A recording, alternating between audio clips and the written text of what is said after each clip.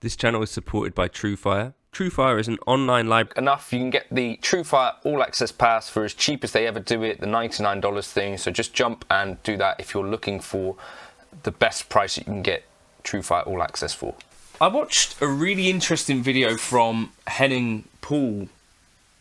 That's right, isn't it? Henning Paul Hitchipai.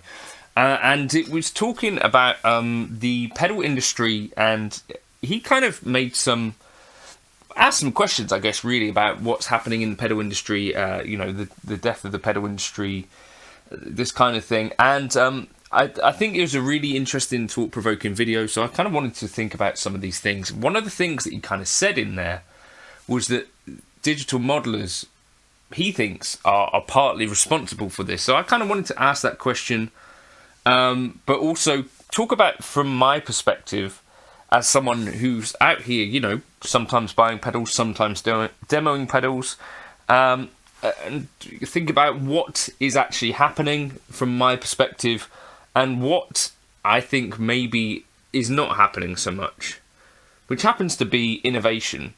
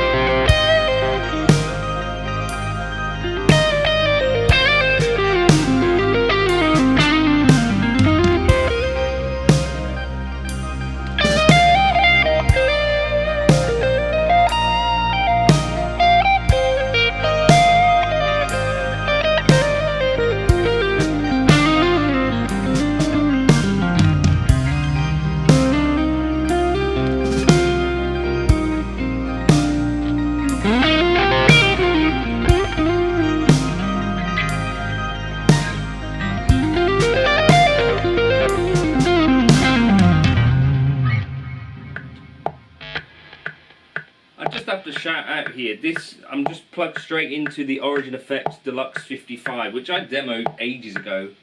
It's just incredible.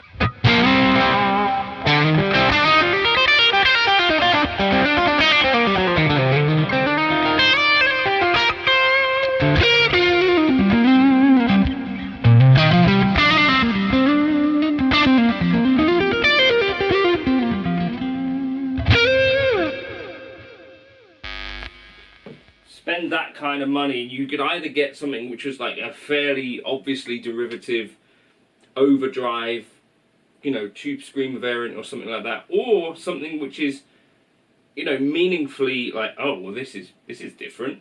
Then to me, like, versus what is obviously like a version of a tube screamer, a version of a rat, a version of whatever. to me, companies that are doing something like this, which maybe Origin Effects don't have the hugest sales ever, but like Origin Effects, to me, it seems like they're building these things consistently, and it's a product that, you know, is meaningfully different and I think innovative. I think this kind of thing is still happening all the time, and it's this kind of thing that I think we need more of. The first kind of thing that I thought when I was watching the video was there was a thing that Henning said where there's some companies that used to work with him on every product release that no longer do so, and he kind of thought that that must mean that they have less budget than before. To me, as someone who works with some companies sometimes, just because I've done a demo with them before doesn't mean to me that I expect that they'll use me again. I know for sure, having dealt with some of the Chinese companies, and I'm sure that that even, you know, UK and US companies are more or less the same, if not even more so, like self-aware about using you to use their to do demos. So for instance, I think Marshall specifically had said to me, you know, like, we're trying to get some people to show off some of the gear, but we don't want it to be like a sudden thing, like, you know, now Marshall are doing this, which to me was a bit of a like, well, that is what you are doing. You can't really kind of hide that. And similarly with Bad Cat, I think when I've done some stuff with them, they talk about, well, we need to kind of space this stuff out a bit. So that it's not like suddenly, oh, well, we're using, this guy's promoting all of our products. I think companies are kind of a little bit self-aware about what is happening there, and that, you know, you as a viewer are going to get what's going on. So to me, that doesn't really mean anything particularly. I know Boss, for example, kind of stopped for a long period of time doing, not a long period of time, but maybe like a year, because I used to do a lot of demos for Boss. And then they would just release these products, and I don't know if this was part of an experiment or if there was any reasoning behind it, but there was a bunch of product releases that kind of didn't seem to have any promo, like in the normal sort of influencer video space. It was just like the straightforward Boss videos that went up on their channel, and then there would be like the occasional, like Leon Todd, I think, has a rep in Boss. Like, you have Boss in different territories, so there'd be like Boss Europe or Boss Australia or whatever, and they might, you know, send out the odd pedal or however that ends up working. But there's been a few things like that, so I think that is part of what's happening, is that there's just like more people doing demos than before as well, and companies, you know, maybe deciding that I can either pay one of the bigger channels to do a review and it'll cost this much, or I could spend far less and spread it across like 4 or 5 of these smaller channels, and I think that's not a bad thing to try at all.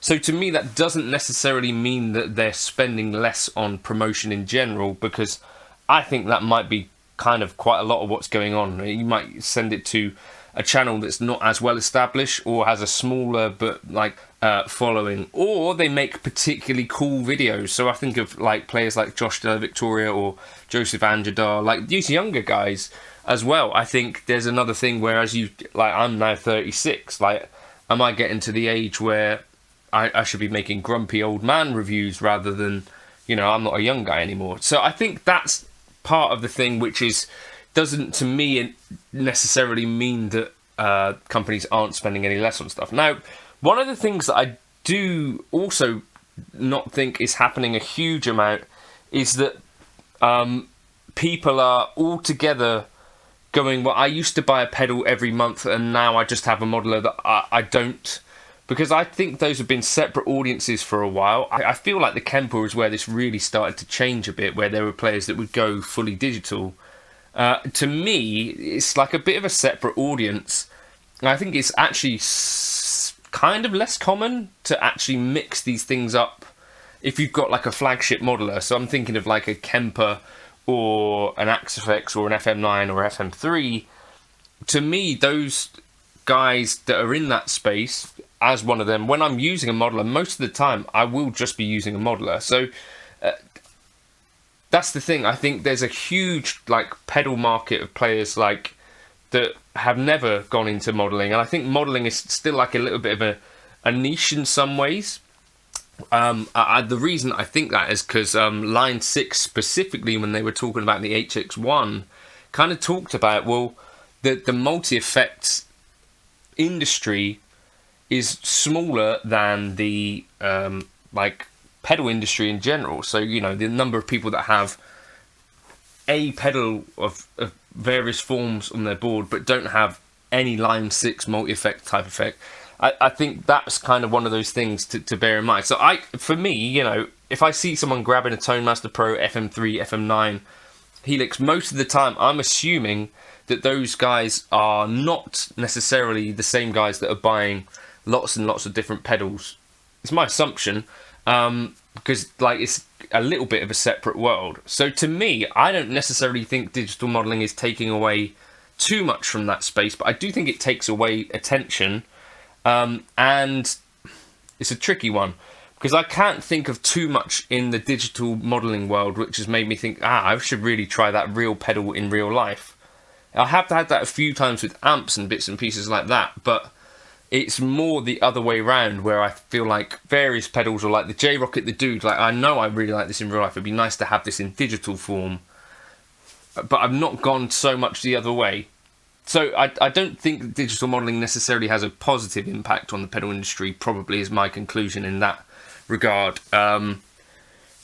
Particularly as well, another thing about this is that quite a lot of the more innovative parts of the pedal world seem to be kind of DSP based anyway. I was reading about Red Panda, the particle verb, and the guy talked about how he came up with that. And he chose a specific chip. I think it was like $13 or something like that. And this has been the chip that quite a lot of the companies have ended up programming their DSP stuff on. Whether I think it might have been Earthquaker Devices or someone like that.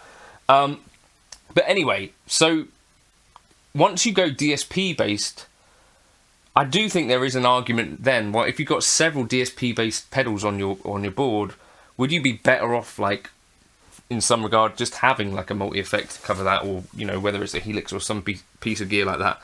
And also convenience. There's definitely a huge thing these days where, you know, if you're gigging and stuff like that, I don't think it's that digital modeling necessarily sounds better, or people are thinking like this is way better. In some cases, it's just like this is absolutely the right piece of thing gear-wise that I should be turning up with. It's what people are kind of expecting these days. So I do think that might be having a knock-on effect, because if you're used to now rocking up with an FM3 and FM9, you can do all of the sounds that you need to then go back to a pedal board. If you're not having an amp on stage anyway in many of these circumstances, it's a bit like, well, why would you? Like, the convenience just isn't there.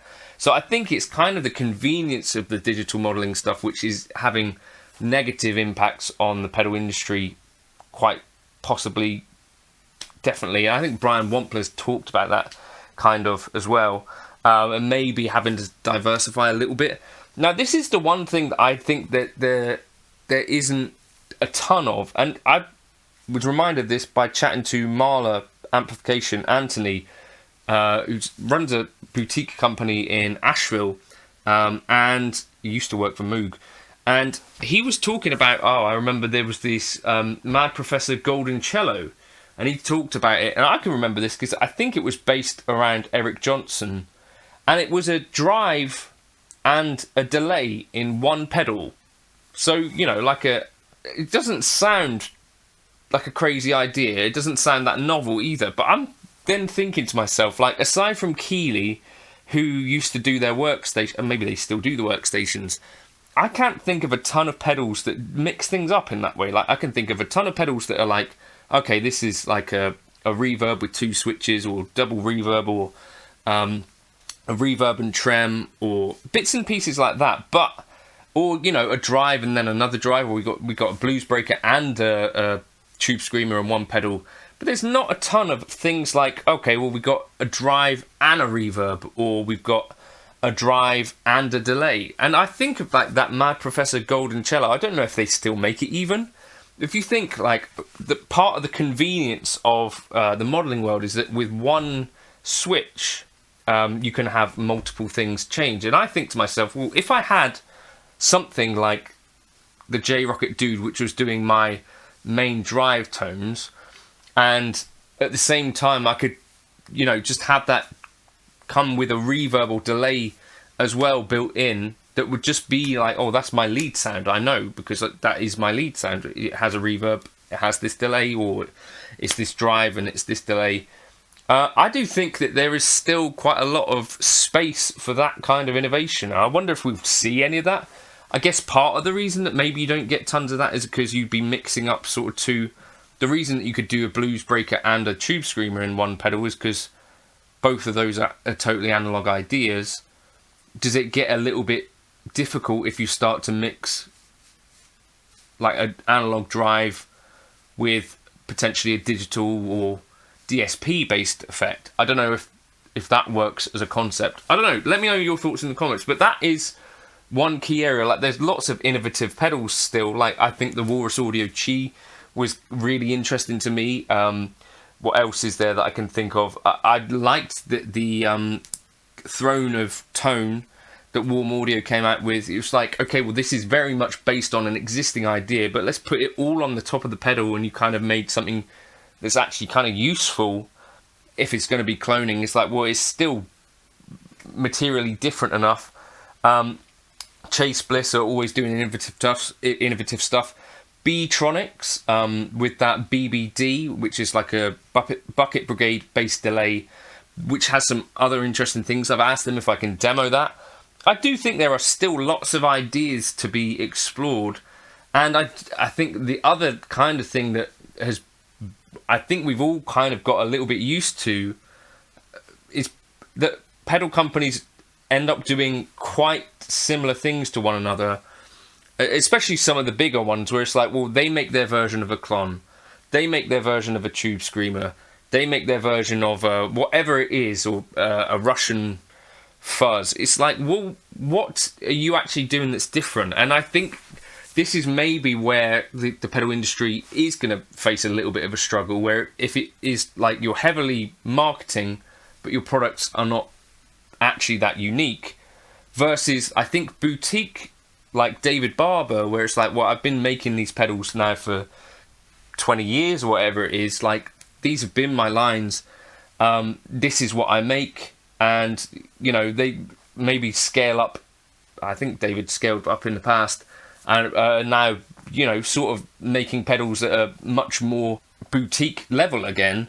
I think that is actually where things could like Pete Cornish has been doing for years, right? Where like you have a waitlist or Analog Man, and, you know, that probably doesn't have the same boom and bust type thing, right? Because like, well, I'll just have the waitlist and I'll rely that that's going to be pretty stable. I think it's the companies that have like heavily marketing, but are also like in this sort of space between boutique and boss, where it's like we're still kind of trying these mass manufacture things. I think that's where it's going to be a bit of a struggle, because it's like, well, if all of these boxes are like Tube Screamers but with different face plates, I don't think that there's really a huge market anymore if people are struggling to pay bills. And that was the other thought that I had, was that guitars and amps, big spends, are still, I think, going to be, you know, you can use finance for those, like Peach guitars or Andertons or whatever, where like if it's a $2 or $3 grand bill, you can spread it across a year. I don't know if those finance options are as available on pedals, or whether people feel like that I'm going to spread the cost of £300 over 12 months. I feel like pedals, because there's like quick cycles where it's like there's a new pedal out, like the MXR Rockman, like you can get them easily now, but I don't think they're flying off the shelves anymore. You know, and are you going to go out and buy an MXR Rockman that you would really have wanted in January, but now that it's October and they're available, are you still as interested? I wonder. Anyway, that's kind of my thoughts on some of that. I don't think it's all down to the digital modelling thing. I don't necessarily think that companies are spending less overall on promotion. I think they might be spreading it across different kind of creators.